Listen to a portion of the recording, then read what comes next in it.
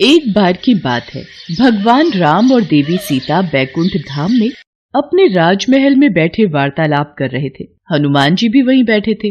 वार्तालाप के बीच में माँ सीता भगवान राम से बोली, प्रभु, बहुत समय से धरती का चित्रण नहीं देखा। पृथ्वीवासी सब प्रकार से कुशल मंगल तो है ना? मैं सोच रही थी एक बार धरती का चित्रण मेरे समक्ष अंकित कर देते तो मैं धरती वासियों का हालचाल जान लेती। देवी सीता, आपको चिंतित होने की आवश्यकता नहीं है। मैं अभी आपको धरती का चित्र दिखाता हूँ। भगवान राम ने हवा में हाथ उठाया और धरती का चित्रण उनके समक्ष आ गया। धरती पर मनुष्य, जीव जंतु सब दिखाई देने लगे। उन्हीं के बीच हनुमान जी की नजर राम मंदिर में बैठे एक पंडित पर गई। राम सिया राम, जय जय राम। राम सिया राम, जय जय राम। हे प्रभु, हनुमान जयंती उत्सव आने वाला है। इस बार भक्तों का चढ़ावा आ जाए तो मुखिया जी मुझे अच्छे पैसे दे देंगे, वरना भक्तों का चढ़ावा कम आता है तो मुखिया जी भी पैसे देने में बहाना करते हैं। किस सोच में डूबे हो पंडित जी? क्या विचार किया है? हनुमान जयंती पर ऐसा क्या प्रस्तुत करोगे ताकि भक्तों की भीड़ लगी रहे? देखो पंडित जी, अब ये कथा कीर्तन सुनने कोई नहीं आता। एक दो भक्तों से कितना चढ़ावा इकट्ठा हो जाएगा ये आप भी जानते हो। और अगर इस हनुमान जयंती पर ज्यादा चढ़ावा नहीं आया तो फिर मुझे कुछ और ही सोचना होगा। वैसे भी आपकी उम्र हो चली है, अब आप राम मंदिर की जिम्मेदारी नहीं संभाल पाओगे।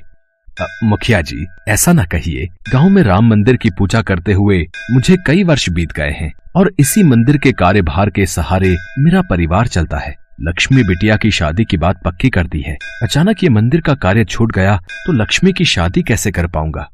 ठीक है, फिर हनुमान जयंती उत्सव आने तक ऐसी रौनक लगाना कि भक्तों की भीड़ दिन रात राम मंदिर में आती रहे। मंदिर में हनुमान जी की सोने की मूर्ति लगवानी है। इसके अलावा जितना चढ़ावा आएगा कार्य उतनी जल्दी संपन्न होगा। हे बजरंगबली, अब मैं क्या करूं कि राम मंदिर में भक्तों की भारी भीड़ उमड़ पड़े। हनुमान जयंती को तो अब आप ही कुछ कीजिए, मेरी सहायता कीजिए बजरंगबली। प्रभु, मुझे लगता है पुत्र हनुमान को सहायता के लिए जाना चाहिए। सीते, हम भी हनुमान को यही कहने वाले थे। पवन पुत्र, तुम इसी समय धरती लोक पर जाओ और पंडित जी की सहायता करो। उन्होंने तुम्हें सच्चे हृदय से पुकारा है। ठीक है प्रभु, मैं इसी समय धरती लोक पर पहुंच जाता हूँ। हनुमान, तुम्हें साधारण मनुष्य की भांति ही पंडित जी की सहायता करनी होगी और आवश्यकता पड़ने पर ही अपनी शक्तियों का उपयोग करना। श्री राम और माता सीता की आज्ञा पाकर हनुमान जी मनुष्य रूप में धरती लोक में पंडित जी के पास पहुँचे। जय श्री राम पंडित जी, मैं बड़ी दूर से आया हूँ। क्या कोई काम मिलेगा? आपकी अति कृपा होगी।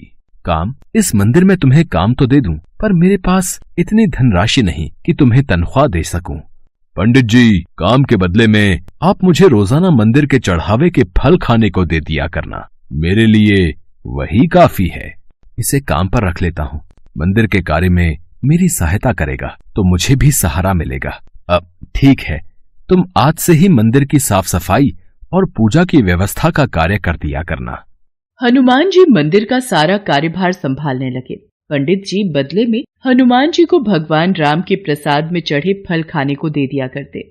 हनुमान जी के आ जाने से पंडित जी को भी सहारा हो गया था। एक सुबह जब पंडित जी कथा कर रहे थे, हनुमान जी अपने असली रूप में आ जाते हैं और मंदिर में भजन गाते हुए नृत्य करने लगते हैं। आते जाते भक्तों की भीड़ लगनी शुरू हो जाती है। भक्त मंदिर में चढ़ावा चढ़ाकर और आशीर्वाद लेकर हनुमान जी के भजन और कीर्तन नृत्य का आनंद ले रहे थे। ये सदानंद बजरंगबली की वेशभूषा पहनकर कितनी सुंदर झांकी प्रस्तुत कर रहा है। भक्त भी सदानंद को हनुमान जी के रूप में देखकर खुश हो रहे हैं। अब तो हनुमान जी पंडित जी के साथ मंदिर में अपने असली रूप में भजन कीर्तन करते और भक्त झांकी को देखकर खूब आनंद लेते। धीरे धीरे मंदिर में भक्तों की भीड़ लगने लगी और हनुमान जयंती उत्सव आते तक मंदिर में बहुत मात्रा में चढ़ावा आ गया। अरे वाह पंडित जी, इस बार तो कमाल हो गया। इस बार तो मंदिर में अच्छा चढ़ावा चढ़ा है। अब मंदिर की मूर्ति की स्थापना भी हो जाएगी। मुखिया जी, ये सब कार्य सदानंद के कारण परिपूर्ण हुआ। सदानंद ने हनुमान जी की वेशभूषा पहनकर मंदिर में बहुत ही सुंदर नृत्य और भजनों से भक्तों के बीच रौनक लगाई। फिर तो बहुत अच्छी बात है सदानंद। इस हनुमान जयंती पर महाकीर्तन में ऐसी ही वेशभूषा में कार्यक्रम प्रस्तुत करना। हनुमान जयंती उत्सव का दिन आ गया। हनुमान जी खूब नृत्य कर रहे थे। तभी आओ वीर सिंह। सुमित्रा, अच्छा हुआ आज तुमने वीर सिंह को भी उत्सव का न्योता दे दिया। पंडित जी, ये मेरा साला है। हनुमान जी की सोने की मूर्ति स्थापना में आज इसके भी शुभ हाथ लग जाएंगे। जीजा जी, हनुमान मूर्ति तो काफी भारी बनवाई है, बड़ी महंगी रही होगी। साले साहब, ये मूर्ति मंदिर के चढ़ावे में आए पैसों से बनी है। ये मंदिर की अमानत है, काफी पहुंचे हुए सुनार ने बनाई है। आओ स्थापना करते हैं।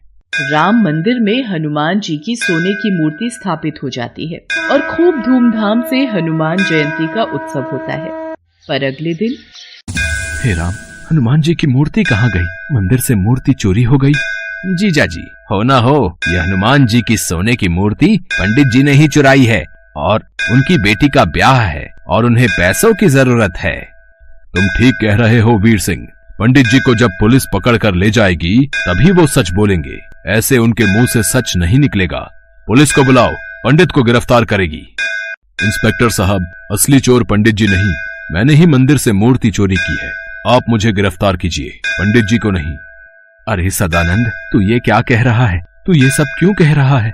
तू ये सब क्यों कर रहा है? इस चोर ने अपना गुनाह खुद ही कबूल कर लिया है। अरे गिरफ्तार कर लो इसे। इसे कड़ी से कड़ी सजा देना इंस्पेक्टर साहब। इसने चोरी की है, वो भी हनुमान की मूर्ति की। अच्छा हुआ चोरी का इल्जाम उस सदानंद पर आ गया। अब मैं इस मूर्ति को बेचकर ढेरों पैसा कमाऊंगा। अरे कौन है? कौन है? अरे ये कौन मुझे थप्पड़ मार रहा है? कोई सामने क्यों नहीं आता? मैं सदानंद के रूप में हनुमान हूँ जिसे तूने गिरफ्तार करवाया। पुलिस के सामने तुझे सच बोलना होगा कि असली गुनाहगार तू है। तूने मूर्ति चुराई है और तू उसे बेचने वाला है। मत मारो, मत मारो, मैं पुलिस को सब सच बता दूंगा। मेरे मन में लालच आ गया था, मुझे छोड़ दो। वीर सिंह भागता हुआ पुलिस थाने पहुंचता है। इंस्पेक्टर साहब, मुझे बचाओ। सदानंद मतलब हनुमान जी मुझे पीट रहे हैं। मैं अपना गुनाह कबूल करता हूँ। मैंने ही हनुमान जी की मूर्ति चुराई है। वो तो बात सही है, पर तेरा दिमाग खराब हो गया है के? हैं? सदानंद तो सामने देख, जेल में बैठा है। वो तेरे पास कैसे आ सकता है? नहीं इंस्पेक्टर साहब, वो मेरे पीछे ही खड़ा है। वो मुझे पीट रहा है। मुझे जल्दी से जेल में बंद कर दो। मैंने अपना गुनाह कबूल कर लिया है। इतनी देर में पंडित जी और मुखिया भी गांव के सभी लोगों के साथ पुलिस स्टेशन पहुंचते हैं। इंस्पेक्टर साहब, सदानंद ने कोई चोरी नहीं की, इसे छोड़ दीजिए। वीर सिंह अपना गुनाह कबूल कर लेता है। सदानंद यानी हनुमान जी को पुलिस छोड़ देती है। तभी वहाँ भगवान राम और माता सीता प्रकट होते हैं। हनुमान, अब तुम अपने असली रूप में आओ और अपने भक्तों को दर्शन दो। जो आज्ञा प्रभु। जय श्री राम। सदानंद, साक्षात हनुमान। हे बजरंग बली, आप मेरे साथ इतने दिन तक रहे और मैं आपको पहचान नहीं सका। आपने मेरी इतनी सहायता की। पंडित जी, जहाँ भगवान राम की कथा होती है वहाँ हनुमान जरूर होते हैं। आपने मुझे सच्चे हृदय से याद किया था तो भला मैं कैसे न आता। देखना, अब आपके जीवन के सारे दुख दूर हो जाएंगे। पंडित जी की आंखों में आंसू आ जाते हैं। पंडित जी और मुखिया जी समेत सभी गांव वाले हनुमान जी को सिर झुकाकर प्रणाम करते हैं। उस दिन के बाद मुखिया पंडित जी को कभी भी मंदिर से जाने के लिए नहीं कहता। हनुमान जी की कृपा से पंडित जी के जीवन में खुशियां आ जाती हैं और वो अपनी बेटी लक्ष्मी की शादी धूमधाम से कर देते हैं। ऐसे और वीडियो देखने के लिए हमारे चैनल को सब्सक्राइब करें।